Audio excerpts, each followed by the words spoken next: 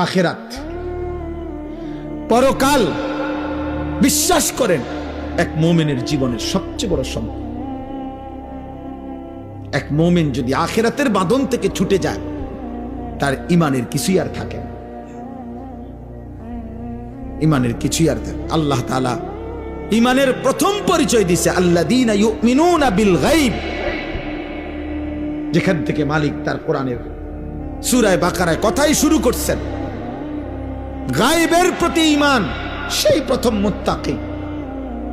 আর গায়েব মানে আমার চোখে অদেখা, অথচ আল্লাহ রসুলের কথা।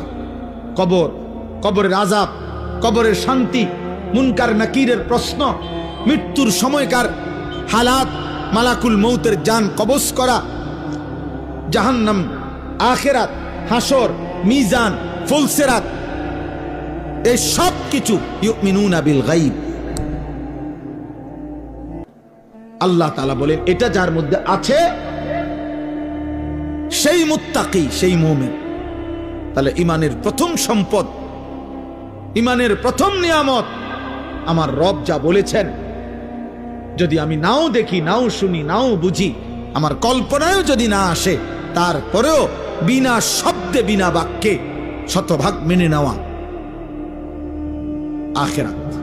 তবে আখিরাত ভুলে গেলে মুমিন থাকে না। আখিরাত ভুলে গেলে মুমিন থাকে না। আখিরাত বুঝে না ধরলে মুমিন থাকে না।